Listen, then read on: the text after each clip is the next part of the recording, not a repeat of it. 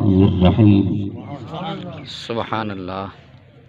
کل نفس ذائقۃ الموت، صدق اللہ العظیم وصدق رسولہ النبی الکریم الامین۔ قال اللہ تبارک وتعالی فی الکلام المجید والفرقان الحمید، ان اللہ ملائکتہ یصلون علی النبی یا ایہا الذین آمنوا صلوا علیہ وسلموا تسلیما۔ شان اللہ کے پڑھیے اللہم صلی وسلم وبارک علی سیدنا و مولانا محمد کما قد قیلتی انت وسیلتی اغثنی یا رسول اللہ ادرکنی یا حبیب اللہ۔ مولا صلی وسلم دائما ابدا علی حبیبک خیر الخلق کلہم، هو الحبیب الذی ترجى شفاعته لکل حول من الاحوال مقتحم۔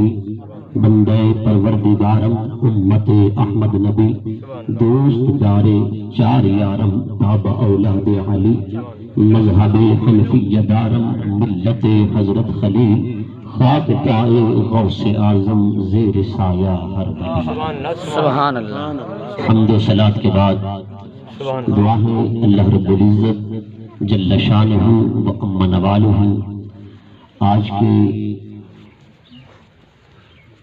اس پروگرام بسلسلہ محفل ایثار ثواب کلخانی کے حاضری کو اپنی بارگاہ میں قبول و منظور فرمائے۔ پروردگار عالم ہمارے بزرگ سید محمد حبیب شاہ صاحب رحمت اللہ تعالی علیہ کی بخشش فرمائے، ان کے درجات بلند فرمائے، آمین۔ حضرات گرامی، وقت بہت مختصر ہے،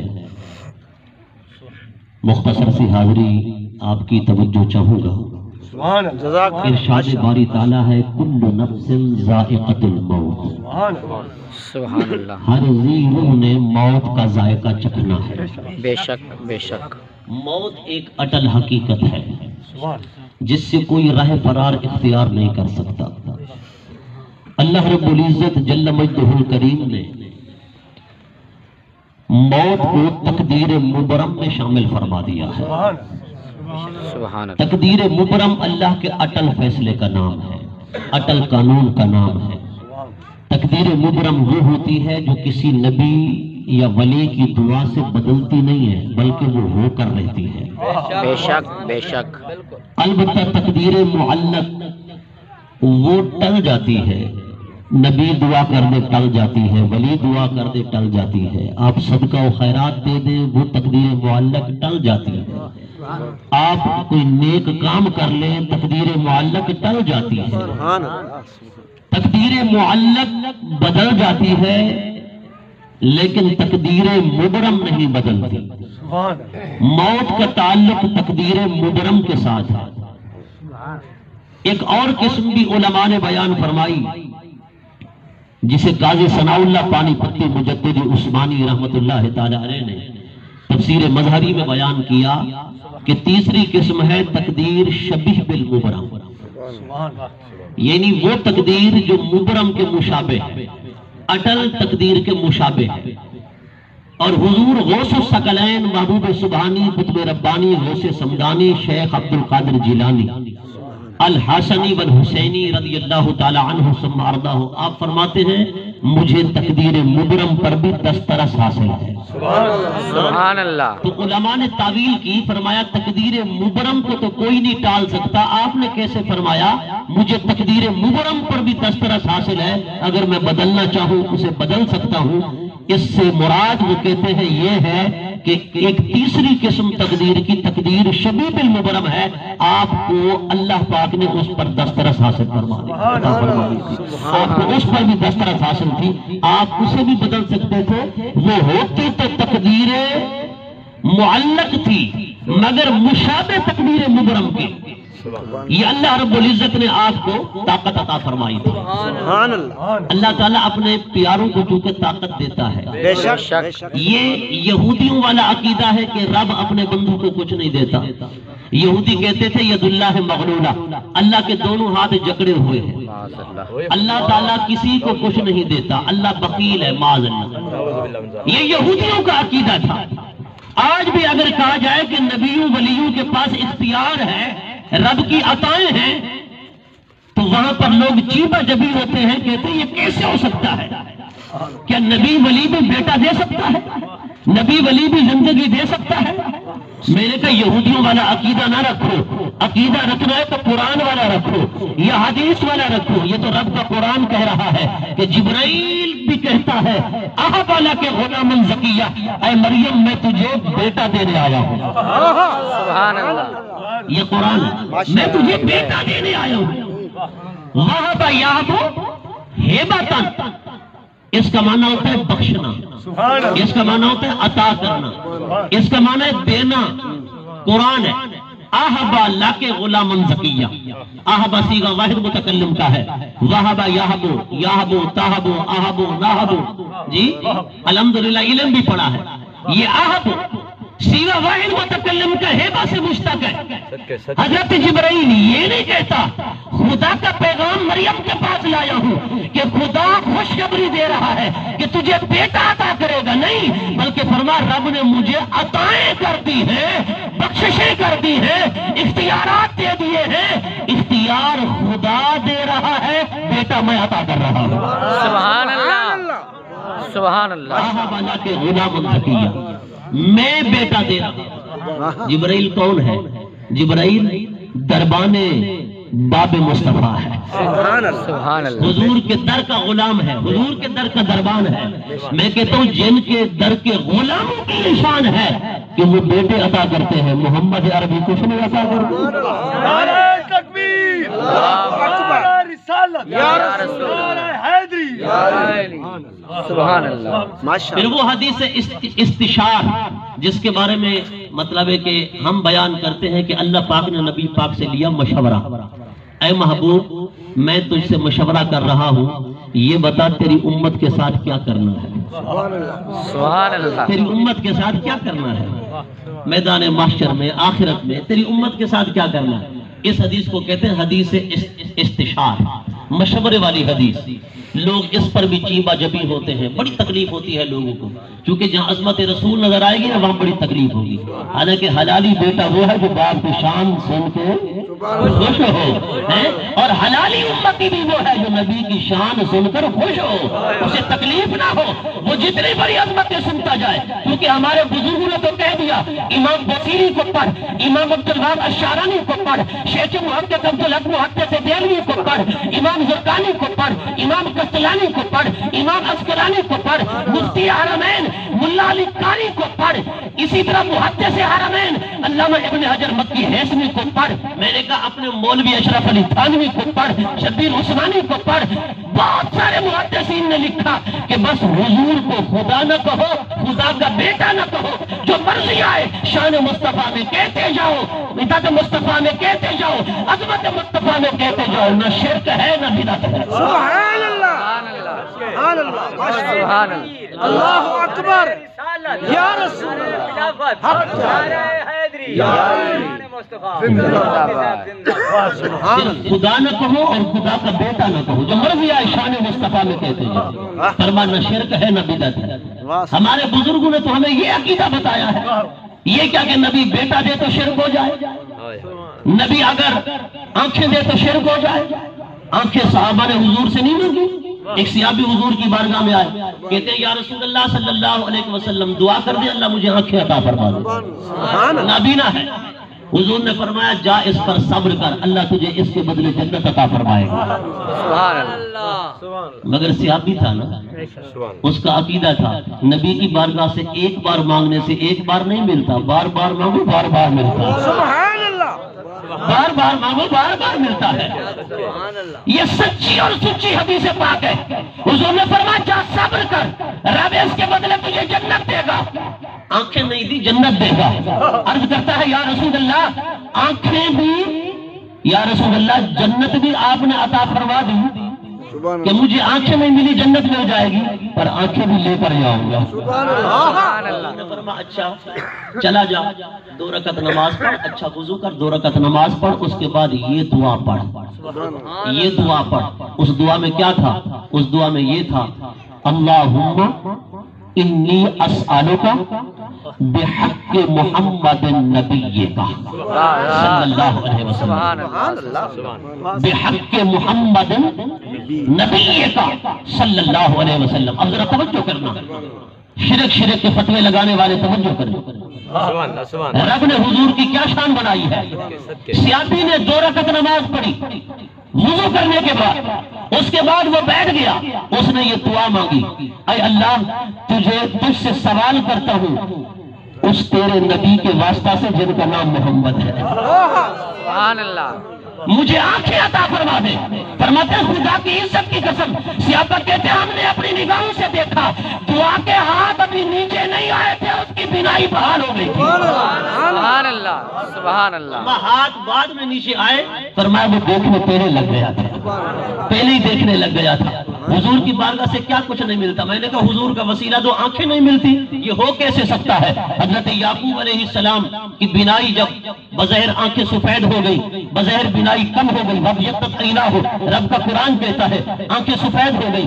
اللہ رب العزت جل مجدہ الکریم نے ان کی آنکھوں کی بینائی واپس لوٹانے کے لیے کیا تدبیر فرمائی؟ حضرت یوسف علیہ السلام نے قمیص بھیجی.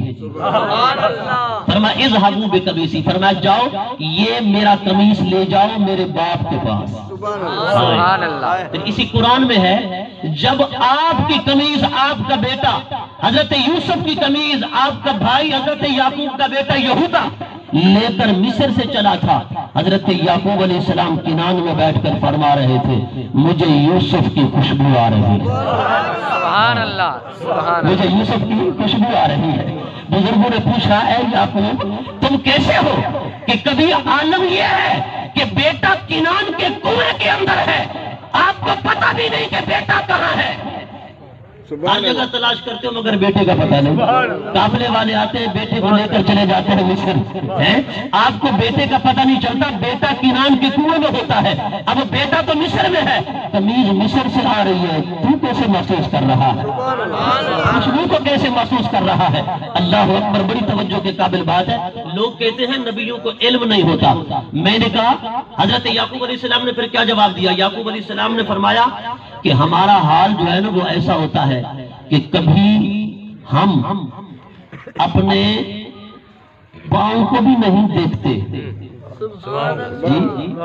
کبھی ہم اپنے پاؤں کو بھی نہیں دیکھتے. فرمایا کہ کبھی ہمارا عالم یہ ہوتا ہے کہ ہمیں قریب بیٹھنے والوں کی بھی کچھ خبر نہیں ہوتی, ہم اپنے آپ کو بھی نہیں دیکھتے کہ کہاں ہے. اور کبھی عالم یہ ہوتا ہے کہ ہم بچوں کے ساتھ بھی بیٹھ جاتے ہیں, سبحان اللہ. عام لوگوں کے ساتھ بھی بیٹھ جاتے ہیں. سرکار نے نہیں فرمایا لی مع اللہ وقت لا یسعنی ملک مقرب ولا نبی مرسل, فرمایا کہ ہمارے ساتھ رب کا ایک ایسا وقت ہوتا ہے, فرمایا نبی مرسل کی گنجائش ہوتی ہے نہ مقرب فرشتے کی گنجائش ہوتی ہے. فرمایا کہ مقرب فرشتہ جبرائیل بھی آتا بیٹھا بیٹھا چلا جاتا, بیٹھا بیٹھا چلا جاتا تھا. آقا علیہ الصلوۃ والسلام توجہ ہی نہ فرماتے.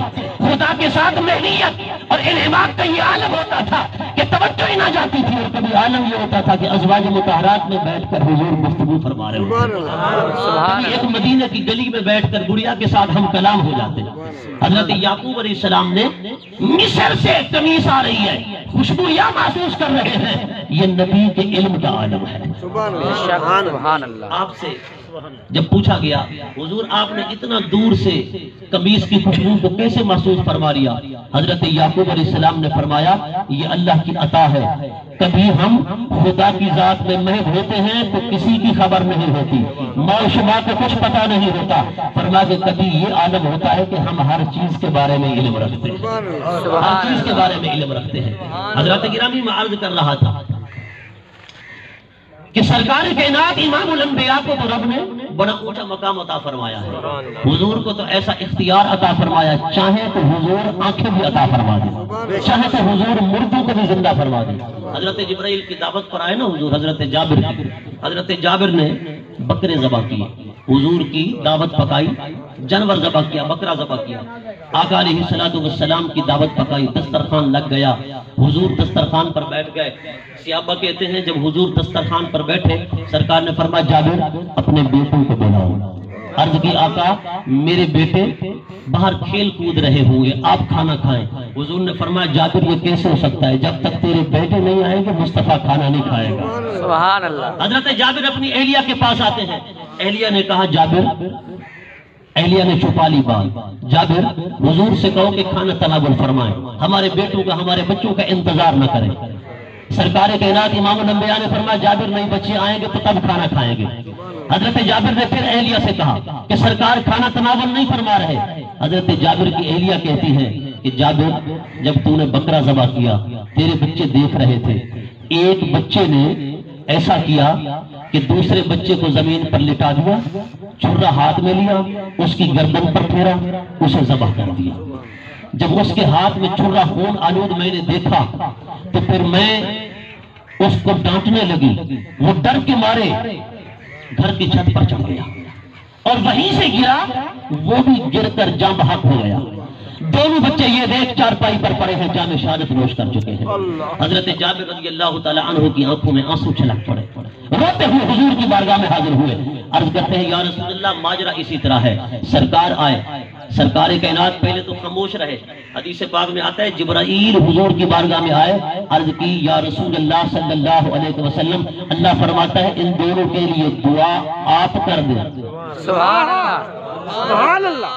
من الاجابہ و من کا دعا، حدیث کے الفاظ ہیں یا رسول اللہ دعا آپ کر دیں، زندہ ہم فرما دیں گے، سبحان اللہ، زندہ ہم فرما دیں گے۔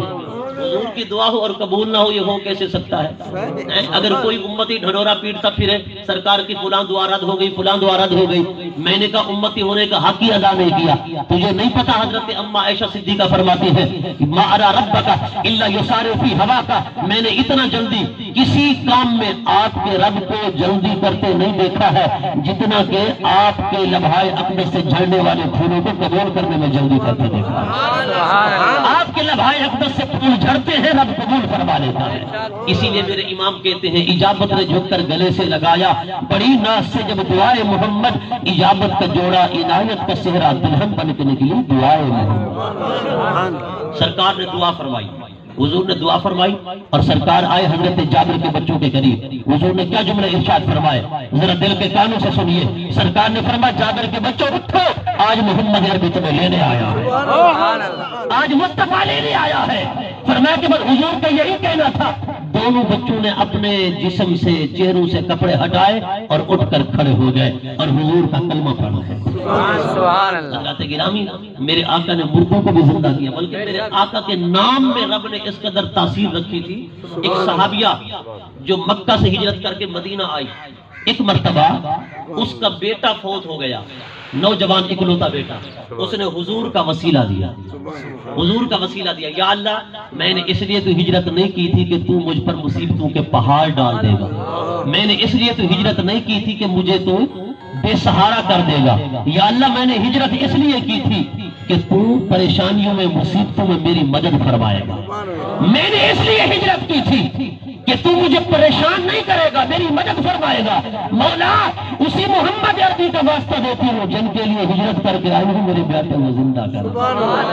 فرمایا حضور کا واسطہ دینے کی دیر تھی، صحابہ کہتے ہیں ہم نے اپنی آنکھوں سے دیکھا اس کے بیٹے نے چہرے سے کپڑا ہٹایا، اٹھ کر کھڑا ہو گیا، سبحان اللہ۔ پھر ہمارے ساتھ کھانا کھایا، باتیں کی، اپنی طبی موت اس دنیا سے مر کر رخصت ہوا۔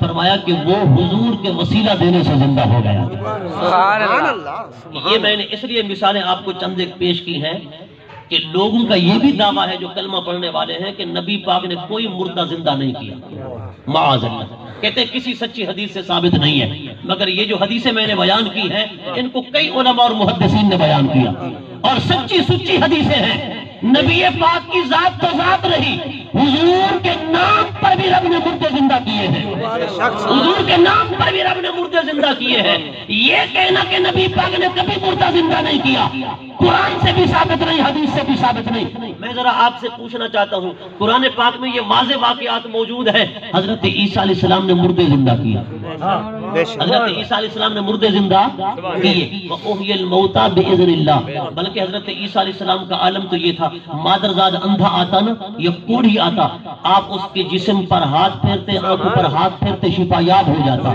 بعض روایات کے اندر آتا ہے کہ اگر بندے زیادہ ہو جاتے، مریض زیادہ ہو جاتے، کہتے 70 ہزار مریض ایک دن میں حضرت سیدنا عیسیٰ علیہ السلام کے پاس آتے، 70 ہزار مریض، اور سب پر ہاتھ پھیرنا مشکل ہوتا، آپ کپڑے کو ہاتھ لگا دیتے، وہ کپڑا جا کے آنکھوں پر پھیر دیتے، بینائی واپس آ جاتی، سبحان اللہ، آنکھیں مل جاتی، وہی کپڑا کوڑ کے مریض کے جسم پر پھیر دیتے، رب اسے شفا عطا کر دیتا تھا۔ پھر اندھا بھی وہ جو پہلے بینا ہوتا بعد میں اندھا ہو جاتا، ایسا نہیں، اور اکبا مادرزاد اندھے کے آنکھوں پر ہاتھ پھیرتے یا وہ کپڑا لگاتے جو حضرت عیسیٰ کے ہاتھوں میں آ چکا۔ میں نے کہا عیسیٰ روح اللہ وہ ہے جب قیامت کا دن، جب قرب قیامت میں اللہ اکبر حضرت عیسیٰ روح اللہ اترے گے نا، سرکار فرماتے ہیں وَإِمَامُكُم مِّنكُم، عیسیٰ میرے امتی بن کر آئیں گے، امام تمہارا ہوگا، حضرت عیسیٰ اس کے مقتدی ہوں گے۔ سبحان اللہ۔